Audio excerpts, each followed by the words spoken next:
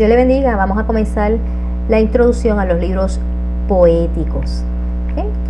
Espero que estén estudiando el material que ya se proveyó sobre los libros históricos. Ahora vamos a proceder para la clase de los libros poéticos. ¿Qué es la poesía? Comenzaremos, ¿verdad?, a dar un poco de información sobre lo que significa la poesía para poder entender estos libros poéticos. La poesía es la forma de literatura oral o escrita que enfatiza el ritmo compuesto a su vez de diversos patrones de sonidos o de ideas, de tal manera la composición de estas palabras sugiere algún significado. Poesía viene del griego poesis, que significa ser o crear. La manera ordinaria de hablar es la prosa, que se organiza por medio de oraciones y párrafos. La poesía se organiza en unidades llamadas versos, que componen las estrofas de la poesía. La poesía en la Biblia. Hay poesías a todo lo largo de la Biblia, desde Génesis hasta el Nuevo Testamento. Tenemos a Adán, que fue el primer poeta, Génesis 2:23. El canto de la espada de Lamec, Génesis 4:23. Y ahí tienen, ¿verdad?, un sinnúmero de textos y lo que conlleva la poesía citada. En el Nuevo Testamento tenemos en 1 Timoteo 3:16 el inconveniente con el idioma. Lucas era griego. El Magnificat de María en Lucas 1:46 al 55. También, ¿verdad?, vas a poder ver la profecía de Zacarías, Lucas 1:58 al 79. La gloria in excelsis de los ángeles, cuando los ángeles cantaron gloria a Dios en las alturas, en Lucas 2:14. Y también, ¿verdad?, el canto de Simeón. ¿Cuál es la importancia de los libros poéticos? Vamos a ver que algunos tienen un contenido profético acerca de la persona de Jesucristo. Lucas 24 al 27, Lucas capítulo 24, versículo 27 al 44. Ejemplo lo vas a encontrar si lo comparas con el Salmo 22. Como sección, los poéticos representan una porción importante del Antiguo Testamento, prácticamente un 33% del Antiguo Testamento. El libro de los Salmos es el más extenso de toda la Biblia. Contiene la forma de pensar del pueblo. La poesía expresa mejores sentimientos del alma. Vamos a poder ver a través, por ejemplo, de los Salmos, un sinnúmero de expresiones, de sentimientos, de emociones que encontramos, ¿verdad?, a diferentes autores que escribieron algunos de estos salmos. Expresan el amor, el odio, la vida, la muerte, hablan sobre la duda, sobre la fe, sobre la alegría, sobre la tristeza, en fin. Al conocer las características de la poesía hebrea, comprenderemos mejor mucho más, ¿verdad?, los pasajes bíblicos, por ejemplo, Proverbios 10:1. Continuemos hablando sobre estas características. La poesía es eminentemente teocrática. Como poesía religiosa, tienen características distintivas. Poesía lírica, por ejemplo los salmos, la esencia del tipo de poesía lírica es una fiel expresión de emociones internas y subjetivas, un tipo de canto para ser acompañado por instrumentos como la lira. Vamos a encontrar algunos salmos que te va a decir en la parte posterior, en la parte de arriba de algún salmo, te va a estar indicando cómo ha de ser entonado o tocado. Estoy buscando aquí un ejemplo. Vamos a ver si, yo creo que era el salmo, por ejemplo el salmo 5, que le está indicando al músico principal sobre Nihilot. Pues entonces vamos a estar viendo de que le está dando las instrucciones cómo tiene y con qué instrumentos deben de tocarse. Ok, proverbiar. Los proverbios y parte de Eclesiastés traen enseñanzas por medio de frases de sabiduría. La poesía dramática, por ejemplo, lo tenemos en Job y en Cantares. Contiene elementos de un drama, aunque no necesariamente sean un drama. Elegíacas son lamentaciones y algunas endechas, una composición poética que trata asuntos tristes. La poesía hebrea es histórica y verdadera, no es mística como alguna, ¿verdad?, de otras naciones, no es mítica como ciencia ficción. Utiliza de manera particular el paralelismo. Cada línea poética se divide en dos y la segunda mitad de la línea o refuerza la idea o se opone a la primera. No juega con la rima ni la métrica, juega con las ideas, contrasta los conceptos. 3 tipos de paralelismo. Primero, sinónimo. Se repite una o más veces la misma idea, pero expresado con palabras diferentes. Expresa el mismo concepto en distintos versos. Ejemplo, Salmo 24, vamos a buscarlo rápidamente por aquí. Salmo 24, verso 1. Y dice, de Jehová es la tierra y su plenitud, el mundo y los que en él habitan. O sea, ya en la primera parte, si te fijas, de Jehová es la tierra y su plenitud. La tierra, plenitud. Está hablando de todo el conjunto. Mientras que en la segunda parte de la oración nos está diciendo una vez más, el mundo y los que en él habitan. La tierra, mundo. En plenitud, todo lo que haya dentro de la tierra. Y vamos a ver entonces que en la otra parte dice, ¿verdad?, el mundo, como la tierra, los que en él habitan, o sea, toda la plenitud. Antitético. 2 ideas consecutivas en contraste. Es un medio didáctico por excelencia porque se dice lo que no es y lo que es. Vamos a ver Proverbios capítulo 15 verso 1. Vamos a buscarlo rápidamente también. Vamos a poder hablar un poco de eso.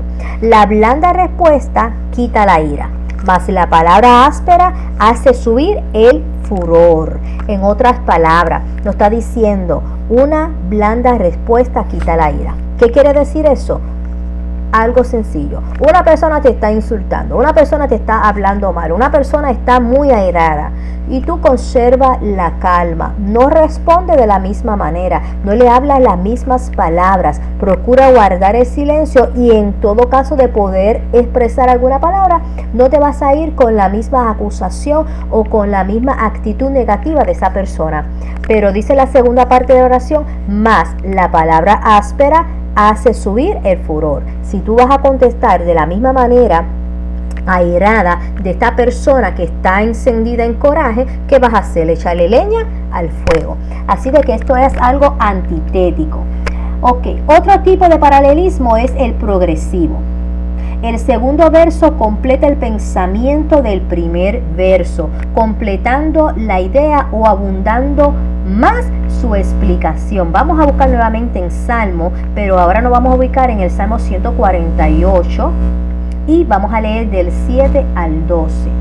Del 7 al 12 dice, alabad a Jehová desde la tierra, los monstruos marinos y todos los abismos, el fuego y el granizo, la nieve y el vapor, el viento de tempestad que ejecuta su palabra, los montes y todos los collados, el árbol de fruto y todos los cedros, la bestia y todo animal, reptiles y volátiles, los reyes de la tierra y todos los pueblos, los príncipes y todos los jueces de la tierra, los jóvenes y también la doncella, los ancianos y los niños. Ahí estamos viendo algo progresivo, que este segundo verso, esta segunda parte de cada pensamiento viene a completar lo que se estaba hablando, ¿verdad? Está diciendo nuevamente desde el verso 7 que todo el mundo tiene que alabar a Jehová, ¿verdad? Dice, alabad a Jehová desde la tierra.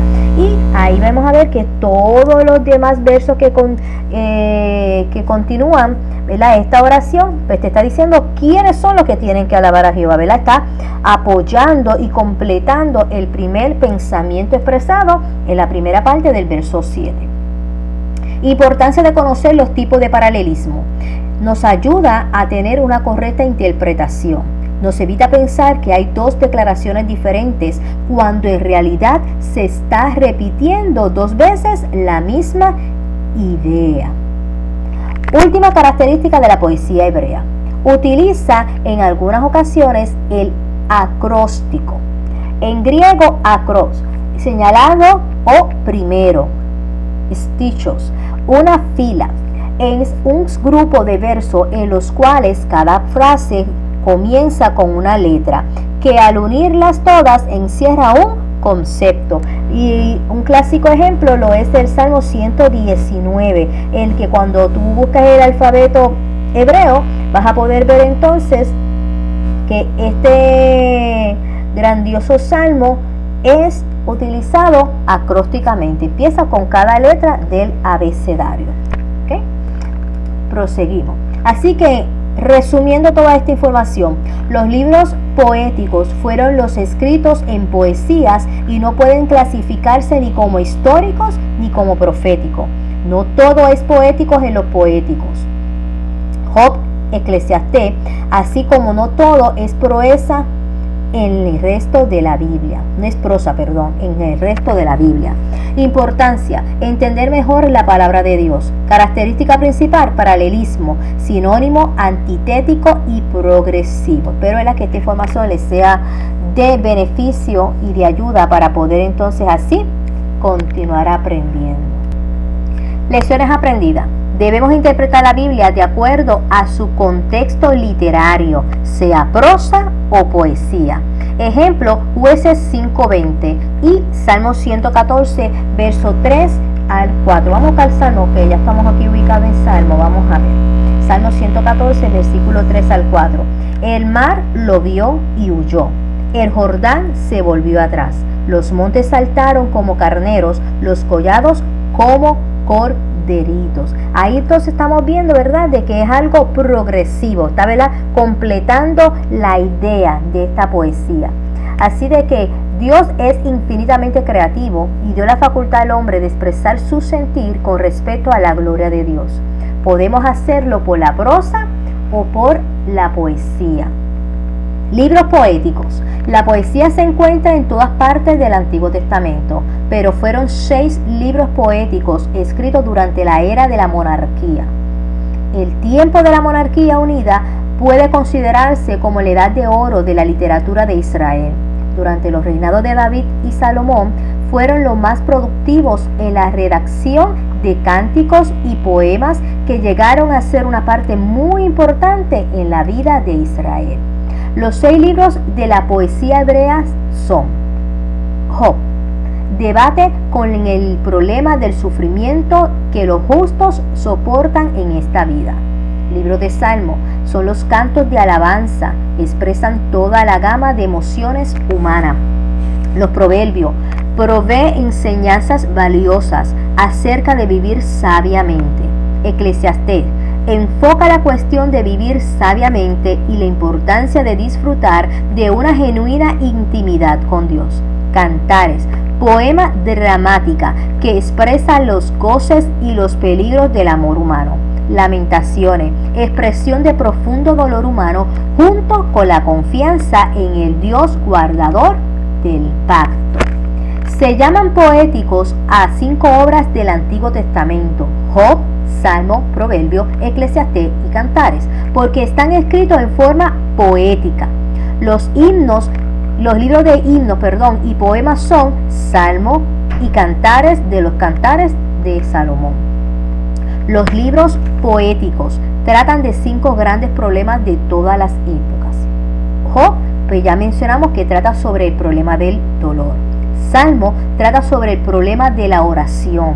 Proverbio trata sobre el problema de la conducta humana. Eclesiastés trata sobre el problema del bien supremo. Cantares trata sobre el problema del amor.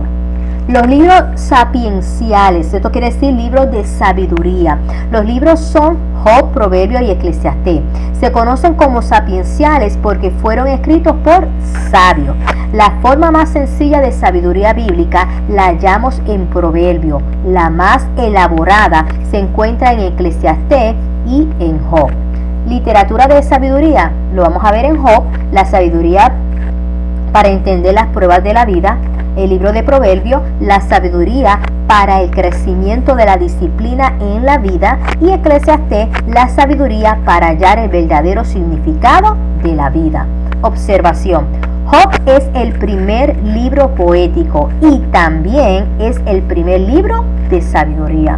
Lo más elaborado o complicado, Eclesiastés, porque habla y analiza sobre todo lo que hay debajo del cielo. Trata de un hombre bien sabio. Eclesiastés nos explica la importancia de la fe sencilla en Dios, porque te dice: vanidad de vanidades, todo es vanidad. Nos enseña que tenemos que rendir tributo a Dios al final de cuentas. El libro de Job también, ¿verdad?, es uno de los más elaborados y complicados, porque vemos todo el dilema del porqué del sufrimiento humano.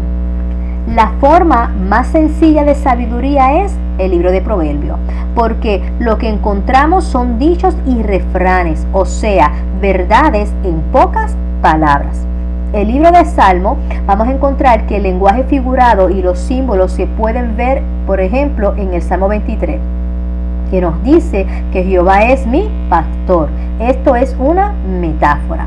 Salmo contiene poesías, contiene símil, acróstico, metáfora, repetición de texto, salmo de orden, o sea, de mandato, cánticos y exclamaciones. Ejemplo de repetición, porque para siempre es su misericordia, ¿verdad? Vamos a encontrar en muchas partes que siempre está repitiendo, por ejemplo, porque para siempre es su misericordia. El libro de Job, vamos a encontrar que también es algo en forma sencilla, sabiduría sencilla, porque es sabiduría, porque trata del contenido central de la fe y del sufrimiento. Job se ubica en el tiempo de los patriarcas, porque dice que Job era un padre sacerdotal. Dios permite que este varón sea afligido y la aflicción le llega en el momento que está adorando a Dios. Job nunca supo el porqué de su sufrimiento, simplemente permaneció fiel a pesar de todo lo que tuvo que pasar.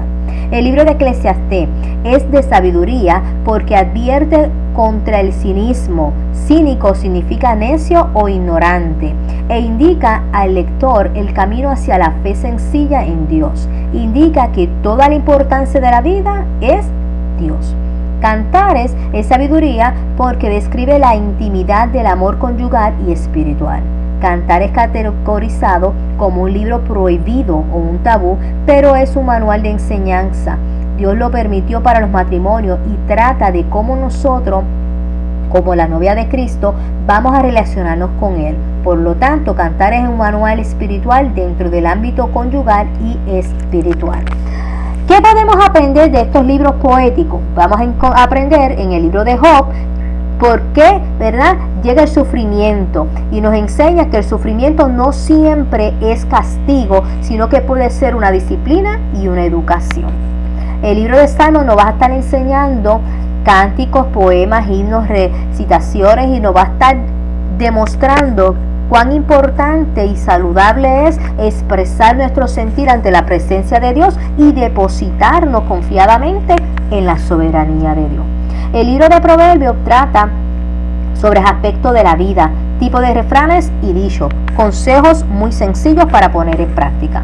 El libro de Eclesiastés nos habla de todo lo que hay debajo del sol. Si no está Dios en el corazón del hombre, de nada sirve. Todo es vanidad. Vamos a encontrar, ¿verdad?, este famoso libro de Eclesiastés. Para algunos es difícil de entender, pero lo que encierra realmente es tener a Dios en nuestros corazones y obedecer sus mandamientos, porque fuera de Él todo es vanidad. El libro de Cantares trata de la gran intimidad conyugal y espiritual. Como mencioné anteriormente, hay personas que lo ven como un tabú, como que no debería estar en la Biblia, pero cuando tú lo lees, cuando tú lo estudias y la dirección del Espíritu Santo te da esa sabiduría para entender el por qué está ahí, vamos a poder aprender cómo tenemos que relacionarnos con Dios como nuestro amado y con nuestra pareja. Así que Job, Proverbios y Eclesiastés tratan con la ciencia del saber y procuran llegar a ciertas conclusiones sobre la vida humana y el mundo en general. No es literatura exclusiva de Israel, era cultivada en Oriente. Ejemplo, Egipto y Mesopotamia, o la de la China.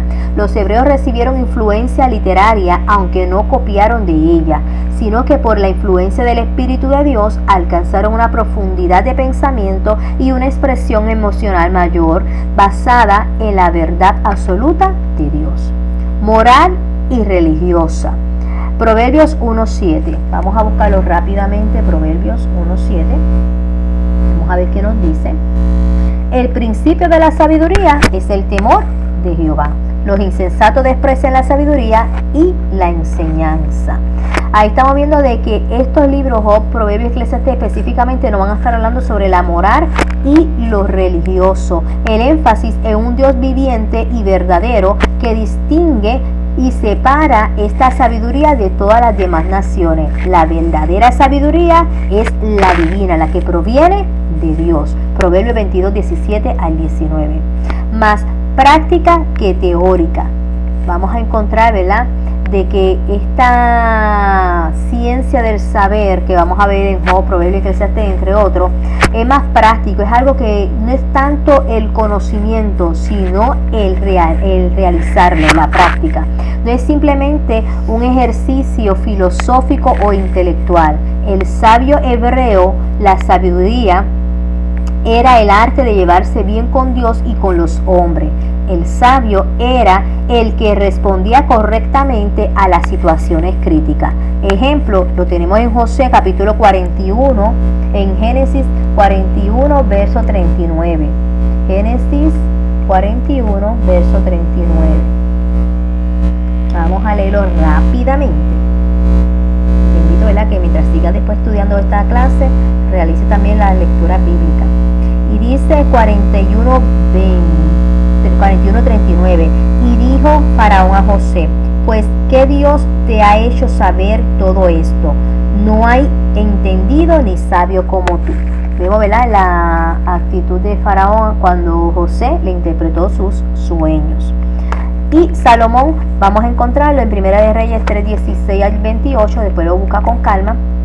Pero ahí estamos viendo, ¿verdad?, de que la persona que se constituye, ¿verdad?, que se declara y dice que es sabio, pues entonces tiene que actuar correctamente bajo las escrituras ya establecidas por Dios. Así que ahí tienes entonces en esta gráfica que vas a poder estar viendo una vista sintética general del Antiguo Testamento, donde vamos a estar ubicados.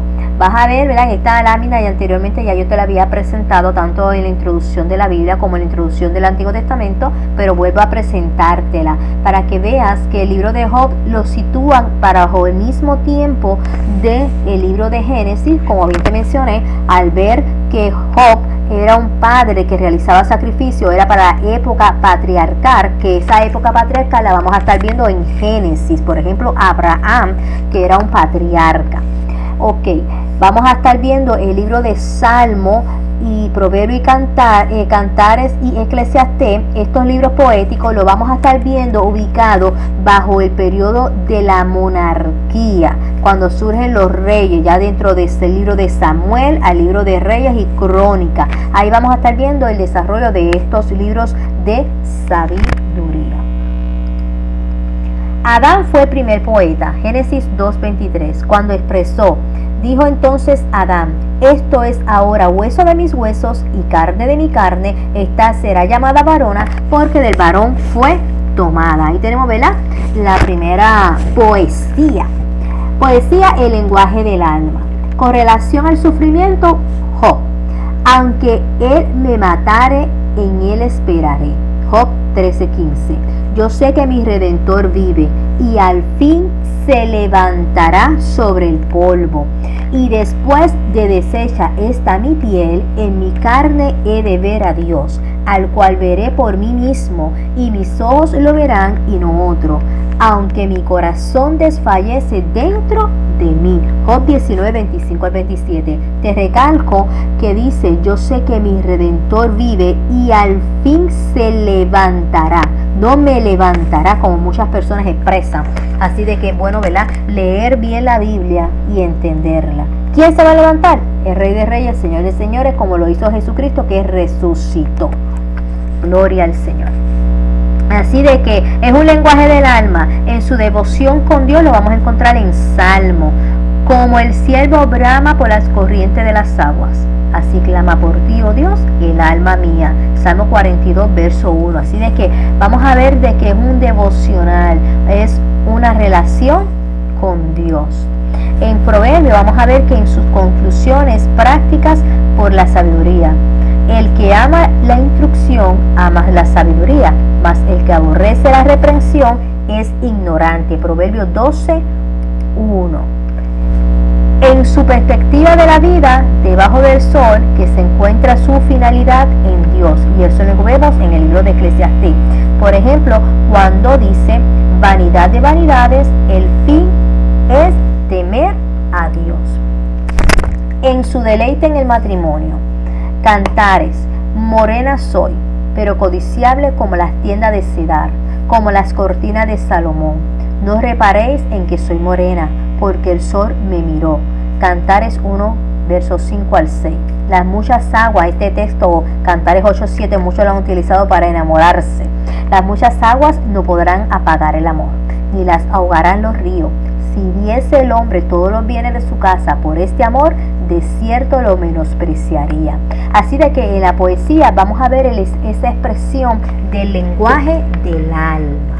Espero que hasta aquí hayan entendido. Recuerden que si surge alguna duda, alguna inquietud, pueden comunicarse conmigo. Ya usted tiene mi número de teléfono, vuelvo y se lo repito por si se lo ha perdido, o aunque al principio de esta lección, ¿verdad?, se lo tengo anotado. Recuerda que me puedes llamar al 716-380-6206 o me envías a correo electrónico prof.yadialvelo para que entonces Gmail, para que entonces así te puedas comunicar conmigo y podamos aclarar cualquier tipo de duda.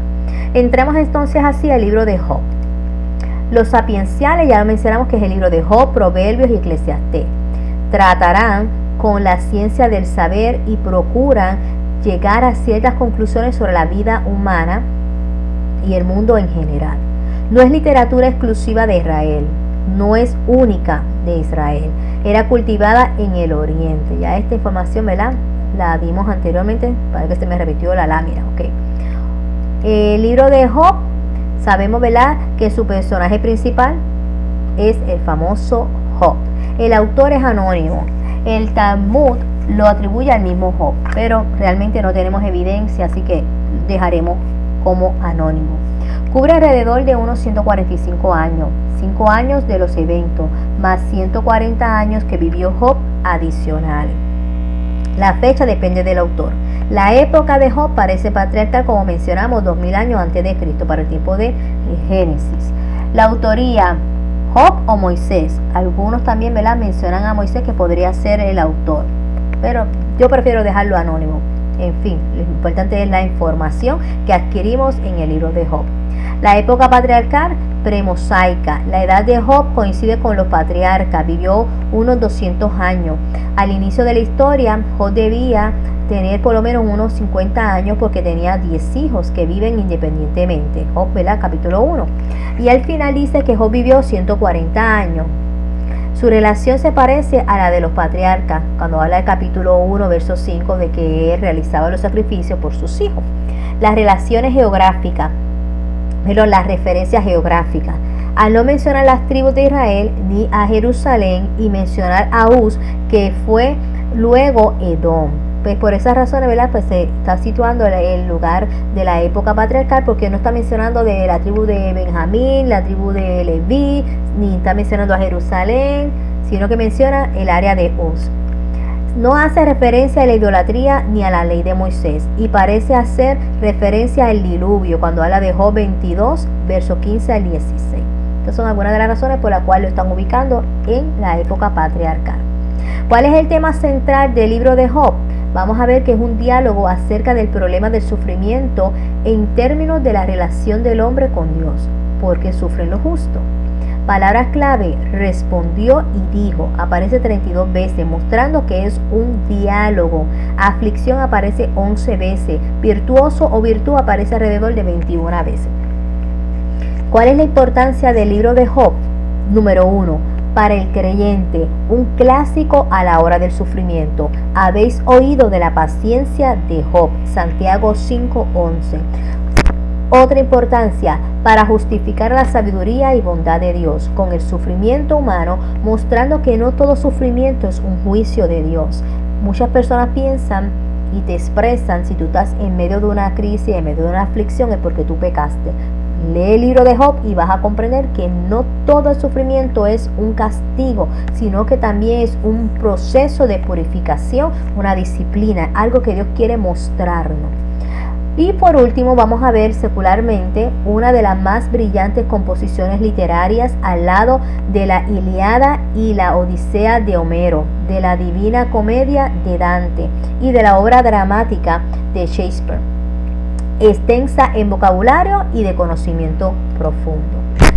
Un bosquejo general del libro de Job, vamos a encontrar la primera parte, un prólogo, Job y su tragedia, capítulo 1 y 2, capítulo 3 y 31, vamos a estar viendo 3 ciclos de discurso, Job y sus amigos, famosos amigos.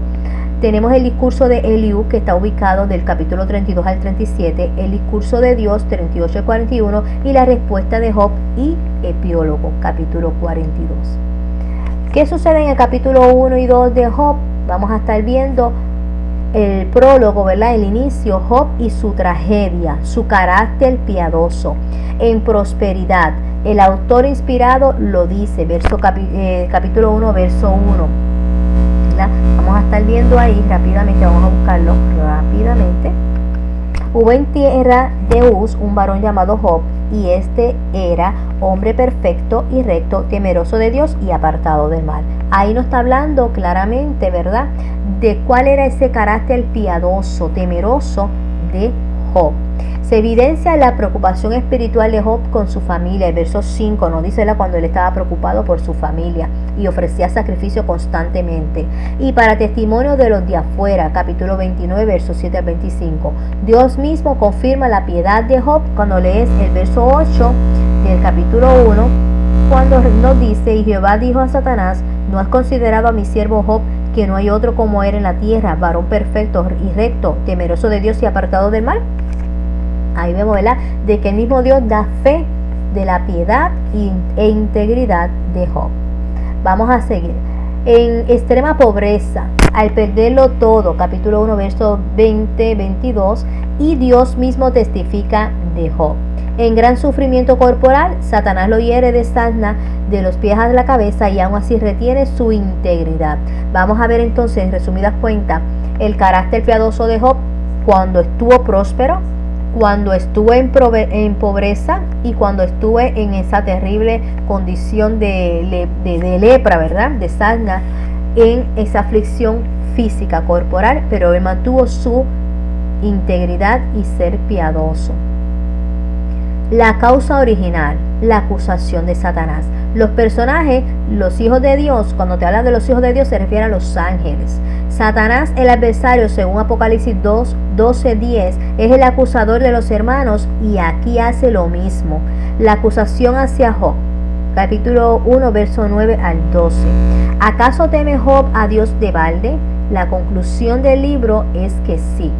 Job no temía a Dios por conveniencia pecaminosa. El propósito de esta porción es mostrar la causa original de la aflicción de Job, la acusación de Satanás. El acuerdo: Satanás puede hacer solo lo que Dios le permite. En este capítulo vamos a estar viendo de que el que inicia, ¿verdad?, oponer a Job en esta condición, esta situación, fue el mismo Dios. Cuando leímos el verso 1, cuando Dios le dice a Satanás y le pregunta: ¿no has considerado a mi siervo Job, que no hay otro como él en la tierra? ¿Verdad? Y que lo expresa, ¿verdad?, y lo describe como recto. Y vemos entonces que ahí entra Satanás y le responde en el verso 9: pues claro, pues él te va a servir porque tiene todo. Y vemos como Dios le responde entonces que le estaba dando la autorización para poder afligir a Job, pero que no podía tocar su alma. ¿Verdad que sí? Vamos a ver. Y si sigue leyendo, ¿verdad?, en verso 12 dice: dijo Jehová a Satanás: he aquí que todo lo que tiene está en tu mano, solamente no pongas tu mano sobre él. Y salió Satanás de delante de él. Así de que vemos entonces, ¿verdad?, cómo ahora va a ser procesado Job bajo la autorización de Dios. 3 ciclos de discursos de Job y sus amigos, capítulo 3 al 31. Debe entenderse que su aflicción lo llevó a decir frases precipitadas. Por ejemplo, vamos a buscar rápidamente capítulo 6, verso 3 al 4. Porque pesaría ahora más que la arena del mar. Por eso mis palabras han sido precipitadas, porque las saetas del Todopoderoso están en mí, cuyo veneno bebe mi espíritu, y terrores de Dios me combaten. ¿Verdad? Que él mismo reconoce de que hay palabras que han salido apresuradamente de su boca por su aflicción. Vamos a ver el discurso de los tres famosos amigos de Job: Elifaz, Bildad y Zofar. Job tuvo que haber pecado para haber recibido este mal, dijo Elifaz. Apela a la ley universal de la siembra y de la cosecha. Job 4:8. Discurso de Job. Job estaba confundido y anhelaba un juicio formal para comprender lo que parecía ser un castigo sin causa. Job reconocía la grandeza de Dios, pero quería una explicación. Como todos nosotros, ¿verdad? Cuando pasamos un momento de dificultad empezamos ¿por qué? Y no el para qué. Los discursos de Eliú. Punto de vista de Eliú, capítulo 33, verso 12. Eliú se une en parte con sus amigos en no entender el caso de Job. No aprueba la posición de Job de quejarse y agrega que no podemos cuestionar a Dios. Verdades acertadas de Eliú, en que, ¿verdad?, fue correcto Eliú, en que Dios es mayor que el hombre, en que no le agregas, ¿verdad? No puedes añadir un ápice a la gloria de Dios, ni pecando ni adorando, y que nadie puede enseñar a Dios. Y por último, no hay forma de entender los caminos de Dios. Los discursos de Dios, capítulo 38 al 41. La respuesta de Dios a Job fue: yo soy Dios y tú, ¿quién eres? ¿Verdad? Y tú eres quien debe aprender. Capítulo 38, verso 1. Cuando Dios dice, mira, yo soy Dios, yo soy el soberano, y el que tiene que sentarse, escuchar y aprender, eres tú, Job. Dios no responde a las interrogantes o preguntas de Job y de sus amigos. Lo mismo en Romanos 9, 18 al 23. Sino que se le deja a la soberanía de Dios, capítulo 11 de Romanos, verso 32 al 36. Nosotros tenemos que aprender a conocer la soberanía de Dios. Lo que Dios dice, lo que Dios hace, eso es. ¿Quién puede interrogar y preguntarle a Dios o detener a Dios y decirle no puedes hacer esto? Nadie. Esa es la soberanía de Dios y hay que aceptarla. Hay una breve interrupción de Job en el discurso de Dios. Esto muestra que estaba comenzando a aprender. Y finalmente, capítulo 42, tenemos los resultados de la exposición de Dios. Job reconoce la omnipotencia y omnisciencia de Dios. Job comprendió que nuestros razonamientos son vanos delante de Dios. No podemos entender nada que no haya sido revelado. Job tuvo un mayor conocimiento de quién es Dios, y Job tuvo una convicción de pecado y arrepentimiento. El capítulo 42 vamos a estar viendo que Dios condena a los tres amigos de Job, excepto a Eliú, que no lo menciona. Job tuvo que interceder por sus amigos frente a Dios. Dios restaura a Job en el capítulo 42, verso 10, y el espíritu de perdón, de intercesión, marca el cambio de circunstancia, ¿verdad?, de Job dentro de los capítulos 9 al 10.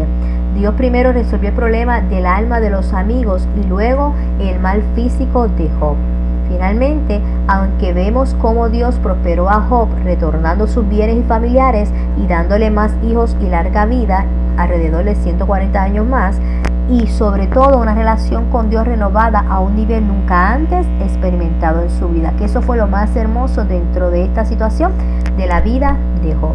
¿Qué podemos aprender del libro de Job? El sufrimiento despega el corazón del mundo. La reflexión de Job y su renovación con Dios vino como consecuencia de esta prueba. La providencia de Dios y cómo Él puede sacar grandes bienes de lo que parecen ser grandes males.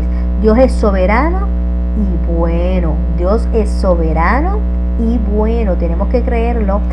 Pasó con Job, pasó con José en Egipto, pasó con Ruth, pasó con Esther y pasa con todos los hijos de Dios. Tenemos la enseñanza del Nuevo Testamento.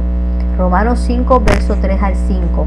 Y no solo esto, sino que también nos gloriamos en las tribulaciones, sabiendo que la tribulación produce paciencia, y la paciencia prueba, y la prueba esperanza, y la esperanza no avergüenza, porque el amor de Dios ha sido derramado en nuestros corazones por el Espíritu Santo que nos fue dado. Lee también Romanos 8, 18 y 1 de Pedro 1, capítulo 1, versos 6 al 7. Así que espero que puedas reflexionar sobre el libro de Job y que inclusive saques tiempo de leerlo completo para que el Espíritu Santo de Dios te revele, ¿verdad?, la enseñanza que te quiere enseñar, para la redundancia, de este hermoso libro. Proseguimos entonces con el libro de Salmo. Salmo es el himnario del alma, llamado el corazón de la Biblia. Expresa los sentimientos del siervo de Dios en oración, en confesión de pecado y en la alabanza. Su lenguaje expresa lo que el Espíritu de Cristo los movió a escribir. 1 de Pedro 1, 10 al 11. Es la colección de poemas líricos centrados en Dios, escritos para ser cantados en la adoración del pueblo del Señor. Los salmos son poemas y poemas destinados a ser cantados, no tratados doctrinales, como tampoco sermones. Salmos o salterio. El nombre hebreo Tehillim, que significa alabanza, himnos o cánticos de alabanza, ya que termina en un gran clímax de alaben al Señor, hebreo que significa, ¿verdad?, aleluya, Jehová. Los israelitas le dieron este nombre de Tehillim o cantos de alabanza, pero muchos de los salmos no son Tehillim, sino Tefilot. Esto es oraciones, como el caso de las oraciones de David, hijo de Isaí, en el Salmo 72, verso 20. Nombre actual, ¿cómo lo conocemos nosotros? Como salmo, que proviene de salmoi, una palabra de la Septuaginta que traduce la palabra hebrea mismor, que significa cánticos con acompañamiento de instrumentos de cuerda. Mismor titula a 57 de los 150 salmos. Salterio, que es en griego salterín, nombre del instrumento de cuerda que acompañaba a los cantos, y en la Septuaginta también introdujo. Se emplea como sinónimo de libros de los salmos. Autores de los salmos. El texto del salmo no indica autores. David es excepción en Salmo 72, 20. Los títulos de los salmos a veces lo indican. Alrededor de 100 salmos con autor conocido, y alrededor de 50 salmos anónimos. Y ahí tienen, ¿verdad?, un ejemplo en esa laminita. Autores de los salmos, por ejemplo, David, al rey de Israel, de cuya descendencia nace Jesús el Mesías, se le atribuyen alrededor de 76 salmos, o sea, la mitad del libro. Asaf fue un gran director del coro en la época de David, que una vez es llamado vidente, y 2 de Crónicas 29:30. Era descendiente de Gersón, 1 de Crónicas 6:39, y se le atribuyen alrededor de 12 salmos, el 50 y del 73 al 83. Los hijos de Coré. Coré es mencionado como nieto de Coat y antepasado de un grupo de músicos sagrados, hijos de Coat, y de ahí que él y sus hijos se dedicaron también al canto sagrado. A ellos se le atribuyen alrededor de 12 salmos, y ahí tienen las diferentes citas. Salomón fue otro de los autores de los libros de los salmos. Al rey Salomón, hijo de David, se le atribuye alrededor de 2 salmos. Etán es Raíta, está Moisés, está Emán, así de que son, ¿verdad?, varios autores que cada salmo así se identifica. Las fechas y los periodos de escritura. El salmo que más tiempo tardó en escribirse, alrededor de 1000 años, porque es una compilación, ¿verdad?, un recuento, un resumen de poemas líricos inspirados por el Espíritu Santo a través de distintos autores en diferentes momentos. Probablemente el autor más antiguo fue Moisés, a quien se le atribuye el Salmo 90 en el 1400 a.C. Y es posiblemente el más reciente de los salmos, fue el Salmo 137 y el 126, más o menos escrito después de la cautividad. El tiempo que transcurre desde Moisés hasta la cautividad es casi 1000 años, desde 1400 a.C.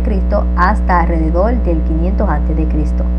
a pesar del tiempo tan amplio y de la diversidad de autores, muestran una unidad de pensamiento, el Dios verdadero que se ha revelado por sus profetas desde Israel. ¿Cuál es el tema central del libro de Salmos? Vamos a ver que debido a que el libro de los Salmos es una composición de distintos poemas líricos escritos al menos por 7 diferentes autores, no podemos establecer un solo tema central del libro bajo un mismo análisis lógico. Hay un rasgo distintivo en el libro y es de carácter devocional. Del libro expresado su oración, confesión y alabanza por medio de cánticos espirituales.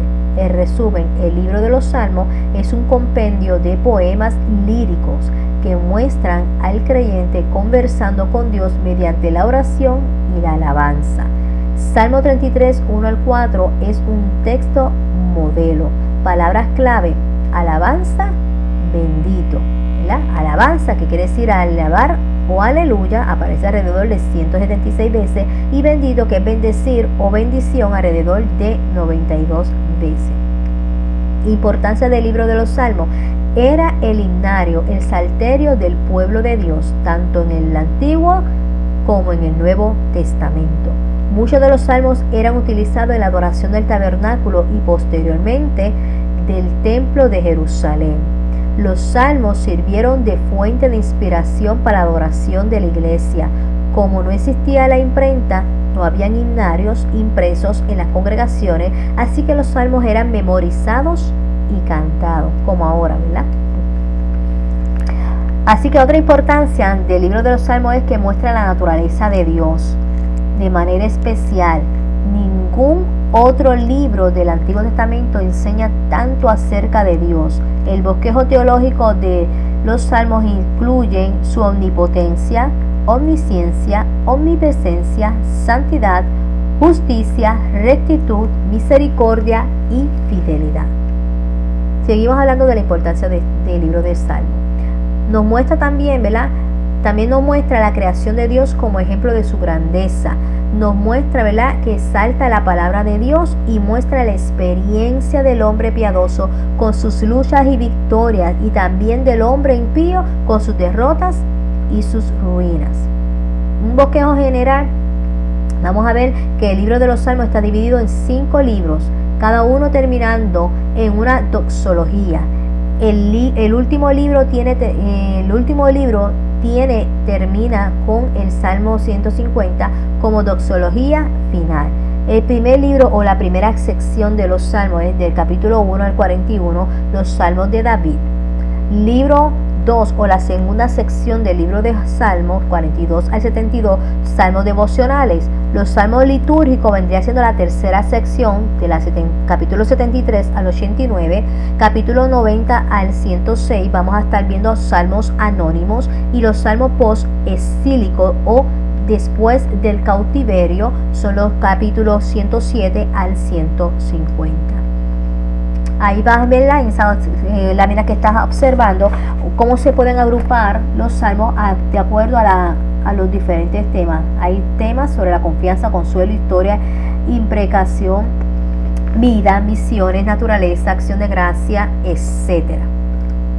Clasificación estándar de los libros de Salmos. Pues Salmos de alabanza y acción de gracia, capítulo 66, 67, etcétera. Están los salmos penitenciales o de arrepentimiento, capítulo 32 y 51. Están los salmos históricos, están los salmos proféticos y también están los imprecatorios. ¿Qué podríamos aprender? Aprendemos que la oración, la alabanza y la adoración son elementos impredecibles en la vida del creyente. ¿Qué tan importante es para ti? ¿Qué tanto tú oras y derramas tu alma delante del Señor? ¿Qué tanto tú escoges escuchar música que alabe al Señor para mantenerte en un espíritu de alabanza a tu Dios? ¿Qué tan frecuente derrama tu corazón al Señor en adoración secreta? ¿Qué tan fervorosa es tu adoración pública? Guardemos una dieta balanceada con los salmos. Debemos procurar el espíritu de los salmos en nuestra adoración pública. La letra de nuestros himnos deben tener un lenguaje similar al de los salmos. No es una prosa insípida, sino una poesía teológica, que la letra de los himnos que nosotros entonemos sea algo teológico, con contenido de la palabra. La música refleje en su lenguaje acústico el carácter sobrio y solemne, aunque gozoso y jubiloso, de la letra que estemos cantando. Así de que tenemos que, para adorar a Dios, tomar el ejemplo del libro de los Salmos, en lo cual nos da idea de cómo podemos adorar a Dios. Los salmos en la historia de la iglesia. Pablo y Silas alababan a Dios con salmos en la prisión a medianoche. Pablo exhortó a los creyentes de Éfeso y Colosas a enseñar y amonestarse unos a otros con salmos y con alegría.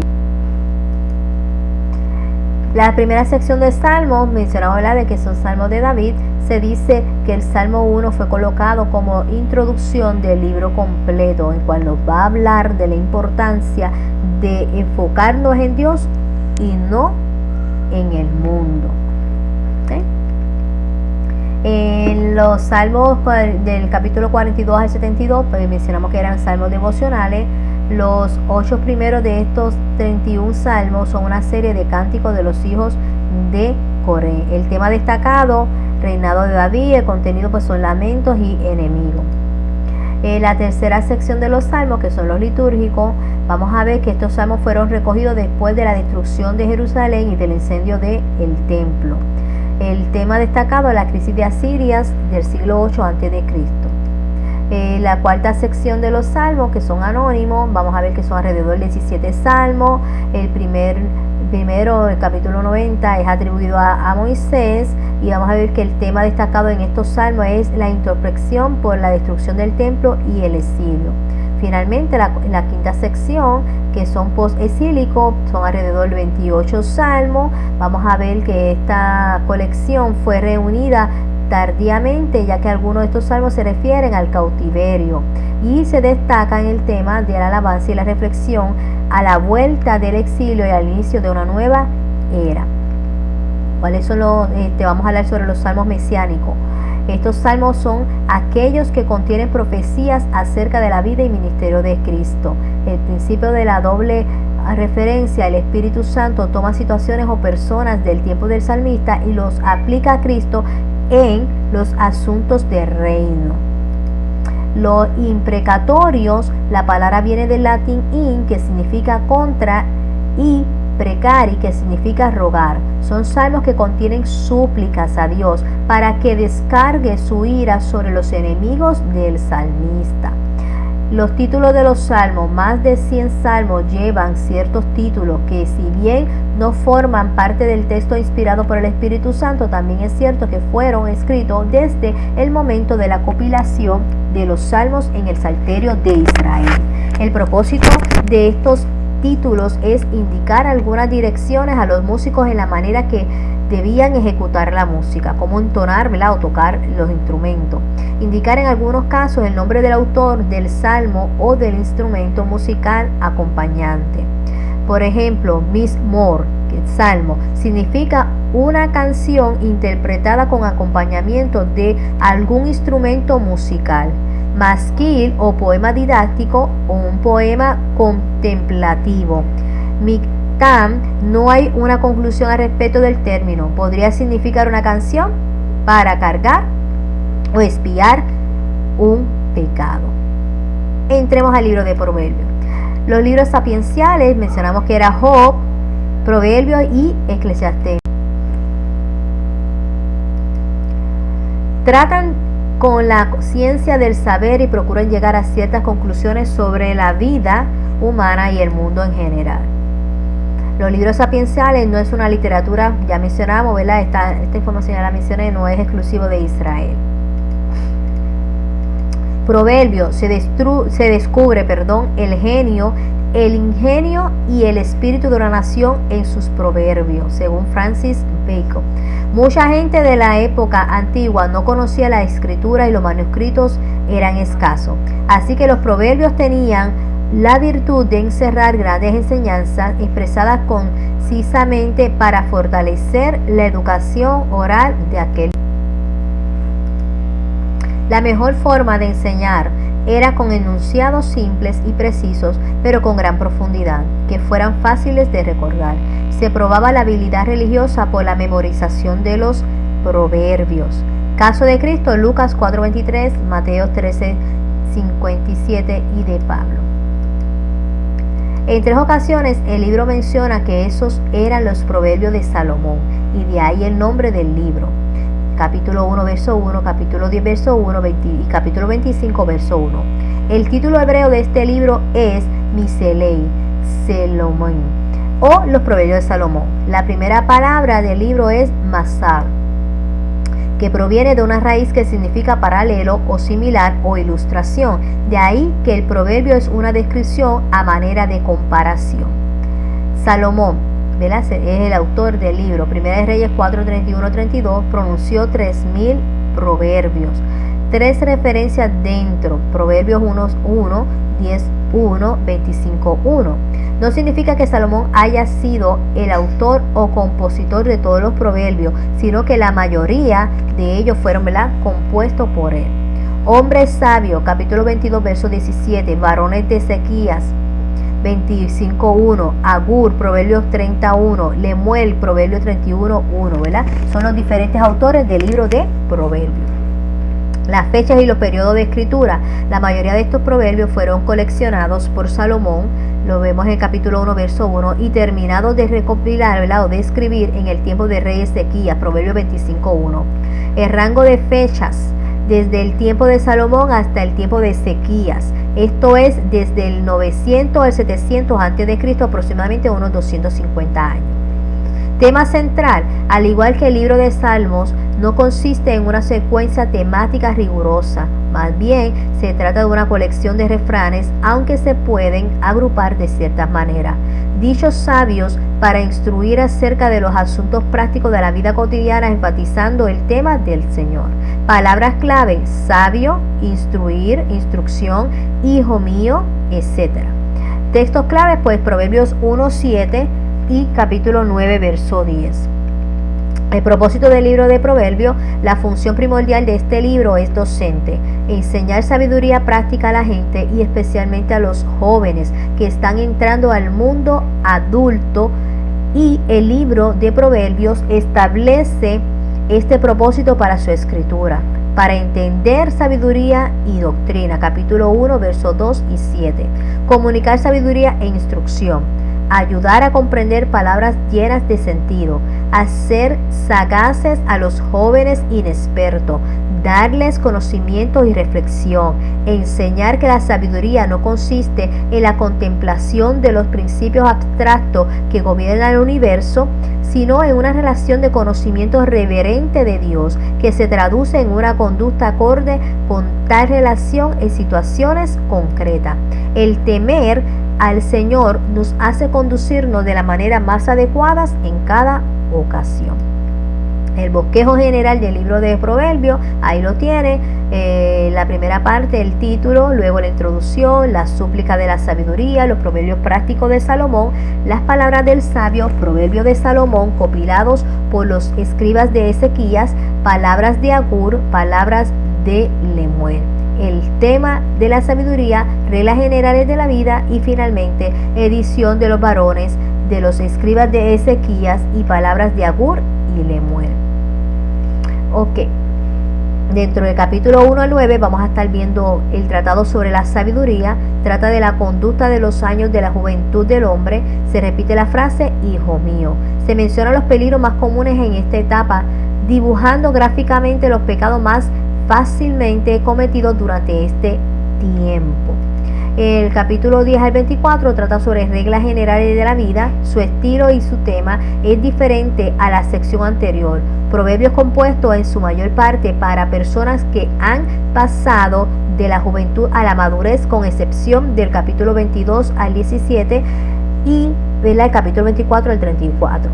En general expresan máximas o reglas cortas de la vida. Se hace un contraste continuo entre el justo y el impío, entre el bien y entre el mal. Los capítulos 25 al 31, los primeros 5 capítulos son editados por los escribas del reino de Ezequías. capítulo 25, verso 1, y las palabras de Agur, capítulo 30, y las palabras de Lemuel, capítulo 31, que habla sobre la mujer virtuosa. Temas generales en Proverbios: vas a ver la sabiduría, la familia, el buen amigo, las malas compañías, el poder de las palabras, la conducta silenciosa, la falsedad, el perezoso, la intemperancia, la contención y la mujer virtuosa.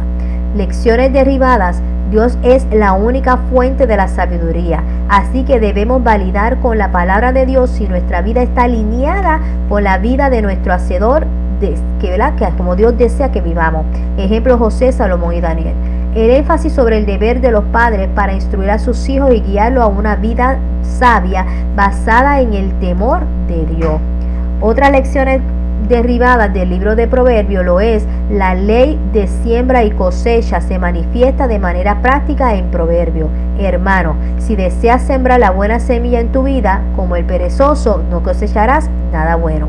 Padre y madre, si rehusas el corregir con vara a tus hijos, ahora que sus corazones son tiernos y moldeables, mañana llorarás lágrimas amargas.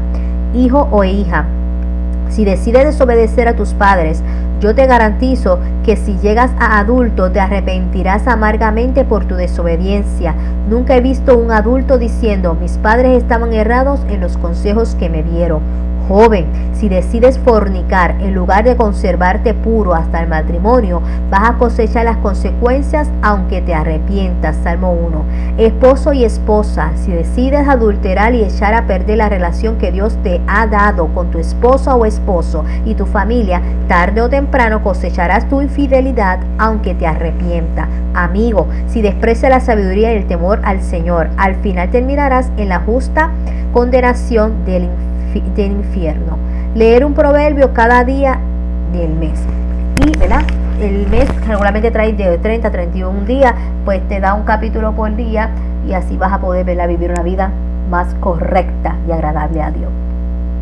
Ahí estamos viendo, ¿verdad?, 200 años desde Salomón hasta Ezequías, y ahí están viendo, ¿verdad?, un panorama de los diferentes reyes y las diferentes fechas, y ahí pues vas a tener un concepto de los libros poéticos cuando fueron escritos y qué estaban aconteciendo. Esta información también la puedes asociar con lo que ya se te ha provisto de los libros históricos para que puedas, ¿verdad?, ubicarte cuando vayas a leer algún libro poético. Procedemos entonces al libro de Cantares y Eclesiastés. El libro de Cantares de los Cantares, nombre hebreo, ahí está Sir As-Sirin. Nombre de la Septuaginta, Asma Asmaton. Nombre de la Vulgata latina, Canticum Canticorum. Nombre actual, el término en nuestras versiones actuales es el Cantar de los Cantares y fue tomado del latín. Desde la versión original hebrea, el título ha sido el mismo: el Cantar de los Cantares, la mejor de las canciones. El autor se le atribuye a Salomón, Cantares 1.1, el cual es de Salomón, y 1 Reyes 4.32, y sus cantares fueron alrededor de 1005. La fecha se sitúa alrededor de 900 antes de Cristo, durante su juventud, antes de su descarrío. El tema central del libro de Cantares es el amor del esposo y la esposa. La palabra clave, amor, que aparece 32 veces. El texto clave, Cantares 2.36, mi amado es mío y yo soy suya. El bosquejo de Cantares, compuesto de un título y 13 líricos o cantares que no ocurren en orden cronológico, aunque todas las partes forman un cuadro completo. La esposa en el palacio del esposo. La esposa acepta la invitación del esposo. La esposa sueña que se separa del esposo, y la esposa y el esposo expresan su amor mutuo ardiente. Dificultades en Cantares. Algunos, ¿verdad?, objetan que no debe formar parte del canon del Antiguo Testamento porque el tema que trata, simplemente porque trata sobre el amor, pues, y de pareja, pues como que no lo ven apto para estar en la Biblia, porque no menciona a Dios y porque no es citado en el Nuevo Testamento, disculpa. Sin embargo, Cantares siempre formó parte del canon del Antiguo Testamento, la Septuaginta. El tema es tratado por otros libros, Proverbios 5, 18 al 19. Esther tampoco menciona a Dios, pero vemos la mano de Dios obrando en todo el libro. Y no tiene que ser citado en el Nuevo Testamento para ser inspirado. Los judíos y los cristianos no tuvieron el Nuevo Testamento sino hasta finales del siglo I. Algunas dificultades en Cantares: la interpretación, la alegoría. Para evitar el problema de aceptar en el canon un canto de amor algo sensual y sin significado espiritual, los rabinos y los padres de la iglesia interpretaron Cantares alegóricamente, diciendo que hablaba realmente del amor de Dios por Israel y o de Cristo por la iglesia. Tipología: parecido al anterior, pero reconoce la historia detrás del drama poético y espiritualiza en el texto diciendo que es un tipo de Cristo, el cual amó a la iglesia. Drama. Orígenes ideó una interpretación dramática en el siglo III. También está la interpretación natural o literal. Creemos que Cantares debe ser interpretado literalmente dentro de un contexto poético. Lecciones derivadas de Cantares. Si el Espíritu Santo ha incluido en la palabra revelada el libro de Cantares para hablar, describir tan detalladamente la pasión amorosa entre una pareja de esposos, aprendemos que el matrimonio y la fidelidad matrimonial es un asunto serio y de importancia para Dios. Si el Espíritu Santo ha inspirado al autor a escribir este tema en formato de poesías y cánticos, utilizando figuras que aluden a la intimidad, esto nos enseña que el placer de la intimidad dentro del matrimonio es un regalo de Dios y el Señor se agrada en que nos gocemos con nuestra pareja. Alaba. Eclesiastés. Dentro de los libro de Eclesiastés, libros poéticos. Eclesiastés, ¿verdad? Proviene del nombre hebreo Coelet, que significa el ministerio del predicador. Raíz Kaal, que significa convocar una asamblea, lo cual implica que esta persona exponía delante de esta asamblea. Nombre griego en la Septuaginta. El término griego Eclesiastés es una traducción del vocablo hebreo porque también significa predicador y se deriva de la palabra griega eclesia, que significa una asamblea debidamente convocada, o sea, congregación o iglesia. En la actualidad tiene el nombre, ¿verdad?, Eclesiastés, que es una transliteración del texto griego Eclesiastés, que significa el predicador. El autor se le atribuye a Salomón, hijo de David. Llegó a ser el rey de Jerusalén, hombre más rico, un hombre más sabio. Sabemos ver la información ya de Salomón. La fecha alrededor de 935 a.C., durante su vejez, después de su descarrío. ¿Cuál es el tema central de Eclesiastés? El vacío en la vida del hombre natural. Las palabras clave: sabiduría, sabio, vanidad, vacío, futilidad, debajo del sol, aflicción de espíritu, dije yo en mi corazón. Algunos textos claves: capítulo 1, verso 12 al 14, capítulo 2, 11, capítulo 12, verso 13 al 14. Algunas dificultades en Eclesiastés: el libro es enigmático para la persona promedio debido a tres causas principales: el espíritu de desesperación, vacío y decepción de la vida, la falta de alabanza y paz, y aparentemente aprueba la conducta condenada en otros libros. Otras dificultades: la solución. El libro es más autografía parcial del autor, ¿verdad? Como una autografía, valga la redundancia, de la vida de Salomón. No hay nada que buscar en el mundo fuera de Dios. Debe distinguirse entre la revelación de Dios y la revelación de Dios con respecto a los razonamientos del hombre. Ejemplo: Saúl insulta a Jonatán. Debe recordarse en todo momento el propósito del autor.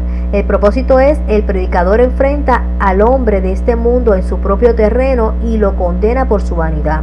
La frase debajo del sol es equivalente a la frase el mundo en el Nuevo Testamento. El refrán vanidad de vanidades no es un veredicto sobre la vida general, sino que es un juicio sobre el intento fallido de considerar el mundo creado como un fin en sí mismo.